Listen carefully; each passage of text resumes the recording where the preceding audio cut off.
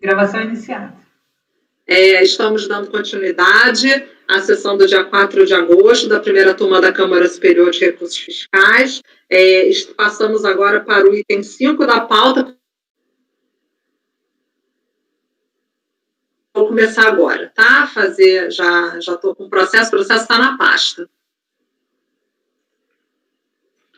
Bom, trata-se de recurso especial interposto por Viação Campo Belo, em face do acordo 1802-00742, proferido pela segunda turma especial da primeira sessão de julgamento, foi negado provimento ao recurso voluntário. Estimativas mensais, compensação sem apresentação de decomp e impossibilidade. Então, a partir de 1º de outubro, aí a ementa está aqui transcrita, diferenças apuradas em relação ao ajuste anual, também a ementa transcrita, multa isolada pela falta de recolhimento de estimativa mensal, ementa transcrita, tributação reflexa CSLL. Em síntese, a recorrente foi autuada pelo fisco dos anos calendários 2006 e 2007, porque, tendo apurado o IRPJ e a CSLL com base no lucro real, deduziu na apuração anual valores de estimativas que não haviam sido efetivamente recolhidos, mas sim, conforme esclarecimentos do próprio contribuinte, compensadas na sua escrituração com saldos negativos de IRPJ e CSLL de anos anteriores, ou seja, mediante compensação feita nos livros fiscais sem a respectiva transmissão de decomp. Além das diferenças de imposto apuradas pelo fisco, foi também lançada a multa isolada de 50% sobre as estimativas eventualmente não recolhidas pelo contribuinte naqueles anos. A impugnação e o recurso voluntário foram julgados improcedentes, sendo o crédito mantido na sua integralidade. No recurso especial, a recorrente insurge contra a decisão recorrida no que entendeu ser a decomp um elemento essencial ao rito de compensação apresentado como paradigma o acórdão 14.02.00388, no qual afirma que a decomp é mecanismo de controle e acompanhamento interno da administração. Todavia, não significa que se constitui como único instrumento válido e essencial para que se realize a extinção do crédito tributário mediante compensação. E se insurge também contra a exigência da multa isolada sobre as estimativas não recolhidas, de forma concomitante à exigência da multa de ofício proporcional, apresentando como paradigmas os acordos 14.02.00449 e 14.02.00377. O recurso especial foi admitido pelo despacho de folha 598 seguinte. A Procuradoria apresentou o documento denominado Razões Complementares de Memorial, referindo-se ao recurso especial interposto pelo contribuinte, identificando corretamente o número do processo, hora sob julgamento. Contudo, desenvolve temática que não apresenta nenhuma pertinência ao caso dos autos, motivo pelo qual considera-se como não apresentadas as contrarrazões ao recurso. O recurso é tempestivo, deve ser conhecido apenas parcialmente, conforme eu vou expor. Uma das divergências a serem sanadas, conforme visto, é a possibilidade de serem aceitas como válidas as compensações efetuadas pelo contribuinte na sua escrituração de estimativas que seriam devidas com saldo negativo de IRPJ e CSLL de anos anteriores. Nada obstante, a correção do respectivo despacho de admissibilidade de recurso especial à época em que foi proferido, no que diz respeito a essa matéria, fato é que, após a aprovação do referido despacho, foi publicado no Diário Oficial a seguinte súmula aprovada pela Câmara Superior. Súmula 145, a partir de 1/10/2002, a compensação de crédito de saldo negativo de RPJ ou CSLL, ainda que com tributo da mesma espécie, deve ser promovida mediante decomp. Os anos aqui em litígio, conforme visto, são 2006 e 2007. O acórdão, portanto, apresenta-se em estrita consonância com quanto disposto na referida súmula. O regimento interno, artigo 67, parágrafo 3º, ainda que a súmula tenha sido aprovada posteriormente à data da interposição do recurso. Na verdade, se a análise da admissibilidade fosse feita hoje, o recurso especial sequer teria sido submetido à apreciação da Câmara Superior com relação a esta matéria. A mera circunstância, contudo, de ter ultrapassado o juízo prévio não constitui garantia de que o recurso deva ser conhecido pela Câmara Superior, pois ela compete, em última análise, a avaliação final. Assim, pelas razões expostas, o recurso especial não deve ser conhecido quanto a esta matéria, inexigibilidade de decomp para compensação de crédito de saldo negativo de RPJ e CSLL. Então, para mim, eu vou analisar a segunda divergência, possibilidade ou não de exigência de multas isoladas sobre as estimativas não recorridas, de forma concomitante à exigência da multa de ofício proporcional. Eu gostaria de saber se os senhores querem votar o conhecimento do recurso ou se eu já posso passar para o exame de mérito. Querem votar o conhecimento? Não? Então vamos passar para o mérito. Vamos lá.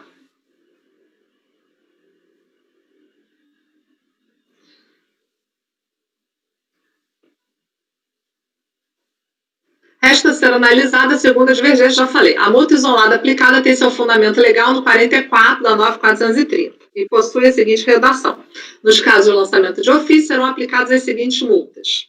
Aí essa é a redação de 2007. 50% exigido isoladamente sobre o valor do pagamento mensal, na forma do artigo 2º desta lei, que deixar de ser efetuado ainda que tenha sido apurado prejuízo fiscal ou base negativa para a contribuição social sobre o lucro líquido no ano calendário correspondente.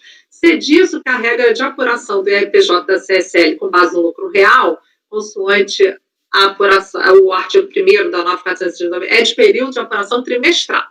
A apuração anual é uma alternativa oferecida pela 9.430, a qual, para o seu exercício, requer pagamentos mensais calculados sobre a base de cálculo estimada, isto é, mediante a aplicação de diferentes percentuais sobre a receita bruta oferida mensalmente, conforme a atividade econômica praticada. Exercida a opção por esta forma de apuração, com o pagamento do imposto correspondente ao mês de janeiro ou do início da atividade, a pessoa jurídica somente poderá suspender ou reduzir os recolhimentos devidos em cada mês, se demonstrar, através de balanço ou balancetes mensais, que o valor acumulado já recolhido excede o valor do imposto, inclusive adicional, calculado com base no lucro real do período em curso. Se observar que a opção por esta forma de apuração, uma vez exercida, é de caráter irretratável para aquele ano calendário.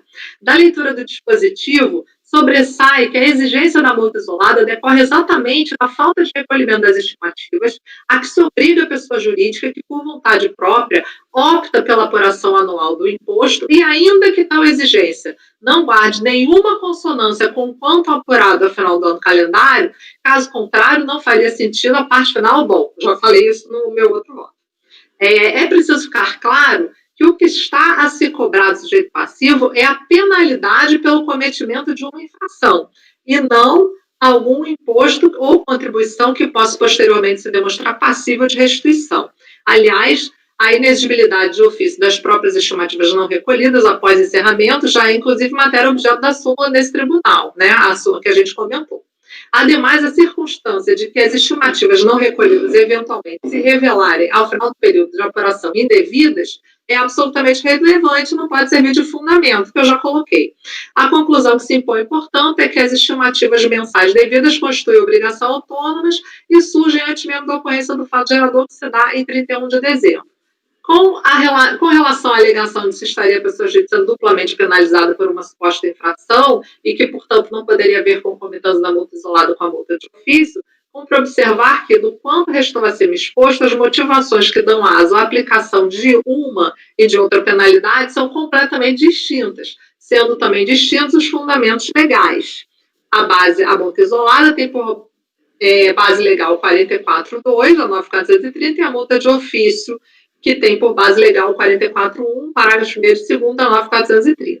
Além disso, são também distintas suas bases de cálculo, pois enquanto a base de cálculo da multa isolada é o valor das estimativas devidas, mensalmente, não recolhidas a tempo próprio, a base de cálculo da multa de ofício é o valor do tributo devido ao final do ano calendário e, porventura, não recolhido. As estimativas, ordinariamente, são calculadas com base na aplicação de percentuais sobre a receita bruta da pessoa jurídica. Já o IRPJ e a CSL devidos, ao final do ano, são calculados com base no lucro líquido contábil, ajustados pelas adições, exclusões e compensações prescritas na legislação. Assim, apenas em circunstâncias muito específicas haverá coincidência de valores entre a base de cálculo e a multa isolada e a base de cálculo da multa de ofício, de sorte que a mera circunstância de que isso eventualmente venha ocorrer não autoriza a conclusão de que estaria havendo dupla penação por uma mesma infração, pois que a motivação e o fundamento que amparam cada uma das penalidades impostas permanecem sendo distintos. Não há, portanto, qualquer vinculação entre a exigência da multa isolada sobre as estimativas não recolhidas e a exigência do tributo devido ao final do período de apuração. Com tais fundamentos, rejeitam-se os argumentos da impossibilidade de concomitância sobre uma suposta mesma infração, bis in idem. Por fim, deve salientar que não existe no direito tributário algo semelhante ao princípio da consunção, absorção do direito penal, argumento o qual é também ordinariamente invocado como forma de defender tal impossibilidade de concomitância. Nada obstante, quanto a cima exposto, o CARF editou a súmula 105. A multa isolada por falta de recolhimento de estimativas lançadas com fundamento no 44, parágrafo 1º da 9.430, não pode ser exigida ao mesmo tempo que a multa de ofício por falta de pagamento de RPJ apurado no ajuste anual, devendo subsistir a multa de ofício. Nesses termos, sendo a súmula de observação obrigatória por parte dos conselheiros, há que se reconhecer a improcedência da exigência das multas isoladas lançadas com fundamento no dispositivo legal expressamente citado na súmula, e ressalto que o dispositivo citado foi expressamente revogado pela 11.488 de 2007, que conferiu nova redação. Então, a Lei 11.488 de 2007 não apenas reduziu o percentual da multa de 75 para 50, como também alterou a hipótese de incidência. A multa deixou de ser exigida sobre a totalidade da diferença de tributo ou contribuição, expressão que constava no caput do artigo 44 da redação anterior e que, em grande medida, foi relevante, ao menos até antes da Lei 11.488 de 2007, para assentar a jurisprudência do CARF favorável à tese da concomitância, uma vez que vinculava a interpretação do parágrafo 1º àquela redação do caput, para passar a ser exigida sobre o valor do pagamento mensal devido, sem mais nenhuma vinculação ao valor do imposto ou contribuição devidos. Ao analisarmos ainda os precedentes que deram origem à referida súmula, editada em dezembro de 2014, vemos que todos eles, 7 ao total, são acordos que analisaram a aplicação da multa isolada em anos anteriores a 11.488 de 2007. Mais precisamente, são casos que analisou a aplicação da multa sob estimativas de 98 e 2003. Este fato, aliado à expressa menção na súmula ao dispositivo legal que então amparava nos autos de infração lavrados, a exigência da multa isolada e ao fato de que tal dispositivo encontra-se hoje revogado, me conduzem à conclusão de que a súmula 105 não se preste para amparar a exoneração da exigência das multas isoladas lançadas após a citada alteração legislativa, tendo em conta que a Lei 11.488 de 2007 foi fruto da conversão da medida provisória 351 de 2007, entendo, portanto, que permanecem rígidas as multas cujos fatos geradores ocorram a partir de 22 de janeiro de 2007, data da publicação da referida MP. No caso concreto, portanto, cumpre-me afastar, diante da súmula 105, as multas isoladas relativas aos fatos geradores ocorridos no ano de 2006. E na medida em que, de fato, tem havido a exigência tanto da multa quanto da multa isolada. Revisando o processo sob em análise, autos de infração de folhas 2 e 23 demonstrativos, verifico que no ano de 2006 houve exigência relativa ao IRPJ, tanto da multa proporcional sobre o imposto devido ao final do ano calendário, quanto da multa isolada sobre as estimativas não pagas, devendo, portanto, ser cancelada a multa isolada. Com relação à CSL de 2006, verifico que não houve exigência de contribuição ao final do ano calendário, mas tão somente de multas isoladas sobre as estimativas não pagas, devendo subsistir, portanto, tais multas. Em síntese e conclusão, conheço parcialmente do recurso e, na parte conhecida, dou parcial provimento ao recurso para afastar as exigências das multas isoladas sobre as estimativas de RPJ do ano calendário de 2006 não pagas, em face da incidência da súmula 105 ao caso. Então, é isso. Conselheiro André.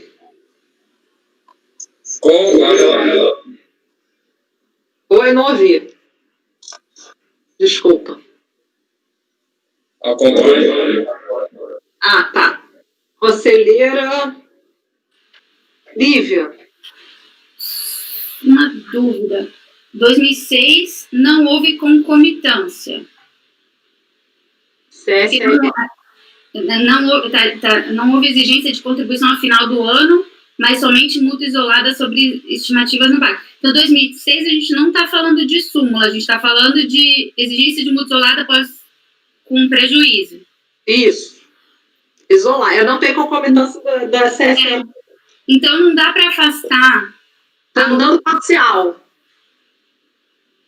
Do provimento, recurso para afastar. Então, você está afastando as multas isoladas de 2006. De RPJ. Desculpa, tá. De RPJ. Tá.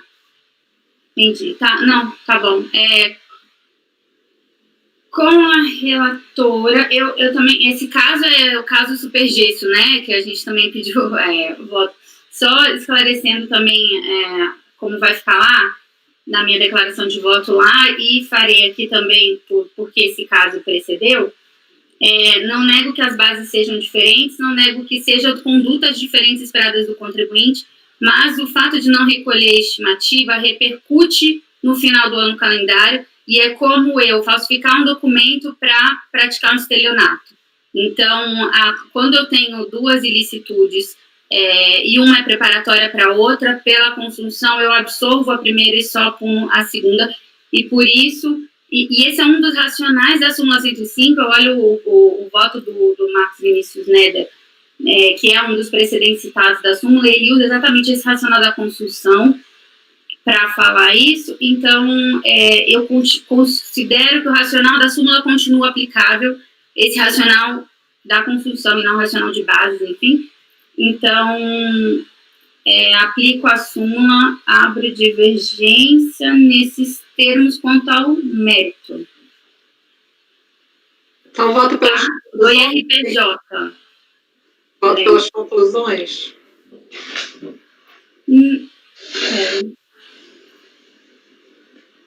Que o IRPJ estou derrubando. IRPJ 2006. Sim. CS acompanho.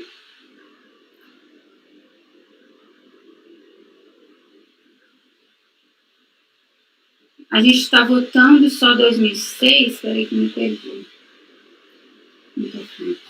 2006 e 2007. 2007 não foi conhecido. Não foi conhecido.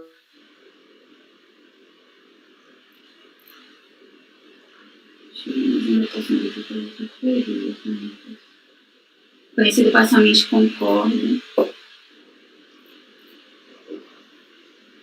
Não, então acompanho isso. Ninguém não está aqui.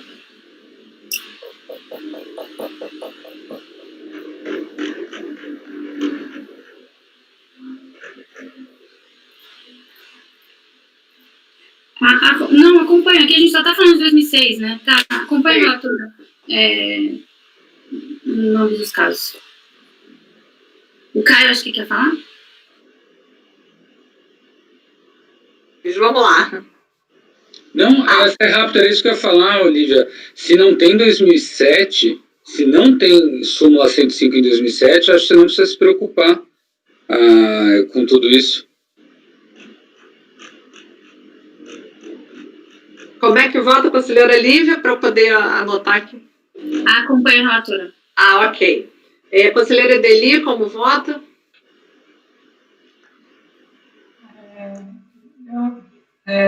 Não me sinto confortável em prosseguir o julgamento dessa forma. Tá sendo mantido as multas isoladas de IRPJ de 2007, onde há concomitância com o ajuste anual. Então, eu acho que a conselheira Lívia não compreendeu isso. Mas porque não foi conhecido, não é? Não, 2007, não está sendo conhecida só a divergência quanto à justificativa para o não recolhimento, que é a compensação sem decomp. Então, fica consolidada a falta de recolhimento, e aí nós temos lançamento de multa isolada por falta de recolhimento de estimativa de IRPJ 2006-2007 e de CSL 2007. Certo? Eu entendi que 2007 não tinha sido conhecido. 2006... 2006, Edeli. Vamos lá. 2006 e 2007, tá? O voto da forma como está, né, o voto da relatora, afasta o IRPJ 2006 por conta da concomitância e aplicação da súmula CARMES 105. Então, mantém IRPJ 2007, multa isolada de IRPJ 2007, ainda que concomitante com o ajuste anual, e mantém CSL 2006, porque não concomitante. Isso. E temos também CSL 2007? Essa dúvida me surgiu agora. Temos. Temos também CSL 2007, que não é concomitante. Ou é concomitante? Gente, quer deixar em vista de mesa esse... Pode ficar em vista de mesa dele. Vamos fechar o que é excludente, o que não for. Perfeito. Pode deixar, obrigada. Tá. Vamos passar para o 6, então, Bahia Comércio, tá? Também é de minha relatoria. Vamos lá, tá na pasta.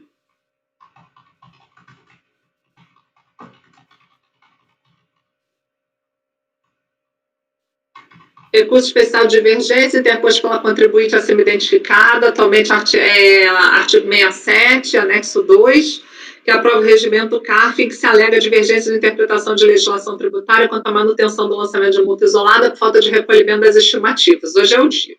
A recorrente insurge-se contra o Acórdão 001-00257, 9 de março de 2010, por meio do qual a primeira turma ordinária da primeira Câmara da primeira sessão de julgamento do CARF decidiu manter a multa isolada por falta de recolhimento das estimativas mensais de CSLL nos anos de 2000, 2001, 2003 e 2004.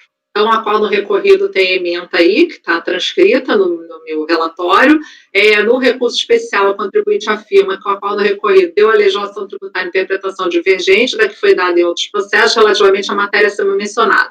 Para o processamento do recurso, ela desenvolve os seguintes argumentos. Em resumo, o presente caso trata-se de auto de infração lavrado para exigir multa isolada sob a acusação de recolhimento a menor de estimativas de contribuição social CSLL. A tese sustentada pela recorrente é de ser antijurídica a aplicação desta multa depois de encerrado o ano calendário. Com efeito, com relação aos anos calendários de 2000 e 2001, as estimativas de CSLL foram quitadas, parcelamento especial, nos períodos de 2003 e 2004, a recorrente apurou prejuízo.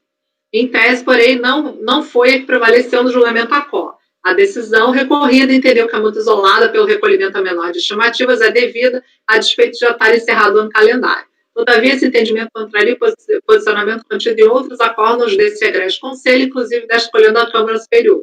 Na opinião dos conselheiros ACO, pouco importa o fato de ter se encerrado o ano calendário. A multa isolada por falta de recolhimento de estimativas seria devida. Todavia, há uma série de arestas desse CARF, inclusive da Câmara Superior, que manifestam entendimento contrário e que coadunam com a tese manejada pela recorrente. Então, ele traz aqui o acórdão exemplificativo, né? Com efeito, é forçoso reconhecer que a opinião majoritária desta Corte Administrativa vai no sentido de que, uma vez encerrado o ano calendário, o exercício fiscal deve se resumir ao tributo apurado, se for o caso, acompanhado da respectiva multa de ofício. Esse posicionamento é o que prevalece nessa acolhendo da Câmara Superior, o que ilustra a seguinte emenda do acordo integral, também em anexo, aí atrás do documento 5, é o 9101-00520, encerrado o período de apuração do tributo, a exigência de recolhimento por estimativa deixa de ter eficácia, uma vez que prevalece a exigência do tributo efetivamente devido, né? Isso aqui é o argumento. No caso, em exame, ao final dos anos calendários, não restou contribuição a pagar, de modo que não há que se falar em base para aplicação da pretexta multa de ofício. Nos anos calendários 2000 e 2001, o valor das estimativas foi voluntariamente parcelado pela recorrente, e em 2003 e 2004 apurou-se prejuízo. É de se conhecer, portanto, flagrante dissídio jurisprudencial que se materializou. As Cortes de Julgamento Administrativo Federal têm manifestado entendimento no sentido de que, nos casos como da recorrente, não há que se falar em aplicação da multa isolada por falta de base imponível. Deveras, se vê no último aresta apontado de lavra dessa própria Câmara Superior, depois de encerrado o ano calendário, prevalece a exigência do tributo devido, se devido e não a multa isolada por falta de recolhimento estimativos. Portanto, é evidente a necessidade de se reformar a decisão recorrida.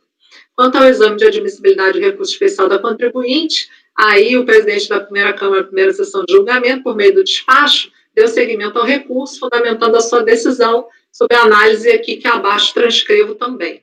Em 8 de maio, o processo foi encaminhado à PGFN para a ciência do despacho, que deu seguimento ao recurso especial da contribuinte, e o referido órgão apresentou contrarrazões. Então, traz aqui a contrarrazões, o contribuinte deve pagar a multa, tem outro artigo 44 da 9430, isso aí a gente já exaustivamente discutiu, o contribuinte adulto que não poderia ser exigida a multa isolada por falta de recolhimento de estimativas após o ano calendário, as condicionantes não se aplicam ao caso, uma vez que a penalidade isolada incide se descumprida a obrigação de antecipação do tributo ao longo do do ano, ainda que se apure prejuízo, ora, descumprida a obrigação tributária, deve ser aplicada a penalidade correspondente, não cabendo sujeitá-la ao exercício dentro do período de apuração.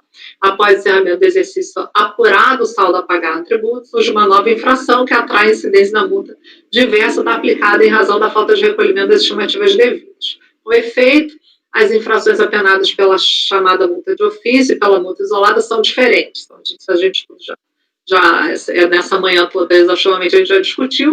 Observe-se nesse ponto que essa sistemática de recolhimento se justifica diante da necessidade que possui a União de oferir receitas no decorrer do ano, precisamente a fim de fazer face às despesas em que incorre também nesse período. Caso não ocorresse essa antecipação mensal, a União apenas teria acesso às receitas. Logo, observa-se com a sistemática de pagamento e a RPJ-CSLL sobre a base de cálculo estimada, o contribuinte desses tributos auxilia a União a fazer frente às despesas incorridas no ano calendário, o que não ocorreria se a referendização fosse apenas fosse paga no exercício seguinte. Sob essa ótica, percebe-se que o não pagamento de referido de tributos sobre bases estimadas é infração bastante diversa daquela consistente em desrespeito às regras de determinação do lucro real praticado pelo sujeito passivo. Sendo assim, nada impede que dessas infrações resultem em penalidades distintas. Note-se que, nesse ponto, a multa de ofício somente será devida caso exista imposto a pagar por ocasião do ajuste anual. Por outro lado, a multa isolada será devida, ainda que ao final do período não reste imposto a recolher, já que a infração da qual resulta essa multa consiste simplesmente no descumprimento da sistemática de pagamento por estimativa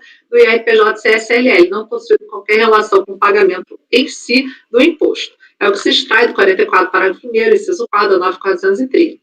E, sendo assim, com a multa isolada, o contribuinte está sendo penalizado por não auxiliar a União a fazer frente às despesas incorridas no decorrer dos anos pelo regime de pagamento das estimativas. Aí, nesse sentido, traz a colação, acórdão 14.01.00.107, aí traz diferença entre escriturado e declarado, em DECOMP, declaração de débitos lançados de ofício, desistência e discussão administrativa. Por fim, importa destacar que a multa de ofício e a multa isolada possuem bases de cálculo distintas. Isso também a gente já viu. A multa isolada deve incidir sobre as bases de cálculo estimadas. As antecipações, como o próprio nome diz, não equivalem ao tributo efetivamente devido, mas, consoante a jurisprudência classificada nesse conselho, são meros adiantamentos do tributo que será calculado ao final do ano.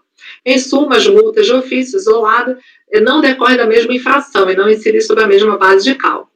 Tanto isso se faz verdade que, mesmo diante da inexistência de saldo a pagar, aplica-se a multa isolada conforme expressamente disposto na norma legal que é a disciplina. Bom, aí é o relatório, aí vamos para o conhecimento, aí trago o artigo 67.2 do RICARF. No entanto, diante do recurso ser tempestivo e não haver argumentos contra o seu conhecimento por meio das contrarrazões, além do fato de análise do despacho de admissibilidade ter verificado o dissenso jurisprudencial diante do acordo recorrido e os paradigmas, conheço do recurso. No mérito, o presente processo tem por objeto, depois a gente vota se tiver algum problema no conhecimento. O presente processo tem por objeto o lançamento da multa isolada por falta de recolhimento das estimativas de CSLL nos anos de 2000, 2001, 2003 e 2004. A multa foi mantida tanto no julgamento de primeira instância quanto no julgamento de segunda instância administrativa, acórdão recorrido. Na primeira instância, DRJ, vai botar de piso aqui. Tá? Nessa fase de recurso especial, a contribuinte pretende demonstrar, com base nos paradigmas apresentados, que é indevida a exigência da multa isolada depois de encerrado o respectivo ano calendário, quando existir tributo a pagar. Importante esclarecer desde já que o caso não é de concomitância, nem de aplicação da súmula 105. Não houve, no caso, auto de infração de débito de CSLL em relação ao ajuste anual, até porque, conforme esclarece a própria contribuinte, houve parcelamento para os anos 2000 e 2001 e apuração de prejuízo 2003 e 2004. A referente multa isolada, que antes era prevista no 44, parágrafo 1º, 4, na 9.430, passou a constar do 44.2b da mesma lei, com percentual de 50, não de 75. Isso a gente já julgou. Não há nenhuma dúvida quanto à possibilidade de aplicação da multa isolada após o fim do ano calendário. Texto ainda, aí eu venho, trago aí a minha argumentação do processo anterior. Em síntese, esse tipo de argumentação no sentido de que, se não há tributo, há que ser exigido ajuste, também não há razão para exigir as estimativas mensais nem aplicar a multa isolada. Quanto aos presentes autos, já se esclareceu que não houve auto de infração para se exigir débito. Esta primeira turma já examinou esse tipo de situação quando exarou 9101-2604. Aí aquele julgado também analisou o exame da multa isolada relativamente aos períodos anteriores a 2007, em que não houve aplicação concomitante. Aí trago alguns trechos, né, de acordos proferidos, conselheiro André. Então, também, aí vem transcrevendo, declaração de voto do doutor Rafael. Muito bem, aí vou lá para as minhas conclusões. Nesse sentido, entendo que a aplicação da multa isolada por falta de recolhimento das estimativas de CSLL nos anos de calendário 2000, 2001, 2003, 2004 não fica prejudicada pelo fato de não haver ou não remanescer tributo. Já votei isso, né? A falta de recolhimento pelo contribuinte optante pelo lucro real anual e seja a aplicação da multa isolada, mesmo que já encerrado o período do ano calendário. Então, da mesma forma que o anterior, exatamente, eu nego o provimento ao recurso. Mesma situação. Não é do Cidadela, não. É do... Está aqui atrás. É do Unibom.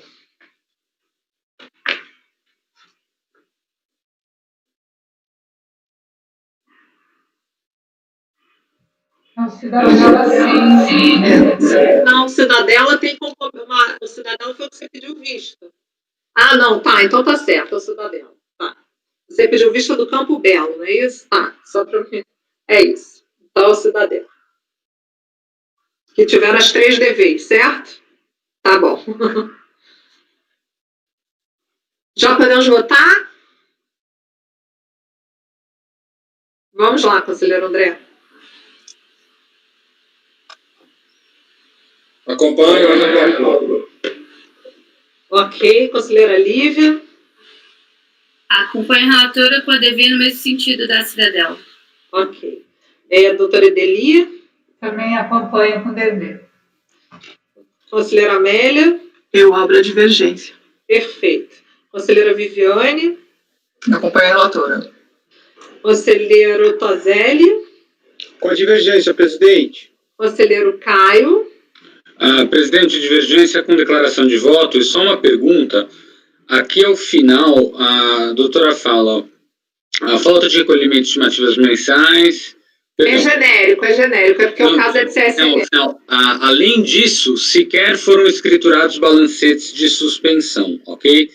Então, mas essa causa de decidir, ela iria contra a súmula 82, não iria? Porque aí eu me sinto obrigado de também pôr na minha DV que esse fundamento esbarra, né, porque não tem nada, não tem, eu só acrescentei isso porque realmente não tem. Isso, mas esse fundamento, a própria súmula 82 já diz que ele não se sustenta para manter a multa. Então, eu só queria avisar que se eventualmente for mantido essa frase, é uma frase. Eu também vou... De certa forma, eu vou dizer que esse fundamento está violando a súmula na DV. Tá, conselheira Deli, por favor, pode falar. O que contraria a súmula, no meu entendimento, Sem microfone.